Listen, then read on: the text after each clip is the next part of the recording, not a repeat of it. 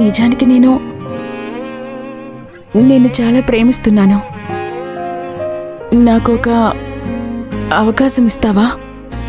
నీకు నా గురించి సరిగ్గా తెలియకపోతే మనం ఫ్రెండ్షిప్తో స్టార్ట్ చేయొచ్చు. ఆ తర్వాత నాకు నువ్వంటే ఇష్టం లేదు. నువ్వు నాకు ఈరోజు నచ్చలేదు, ఇక ముందు ఎప్పుడూ నచ్చవు కూడా. నువ్వు అసలు నాకు సెట్ కావు.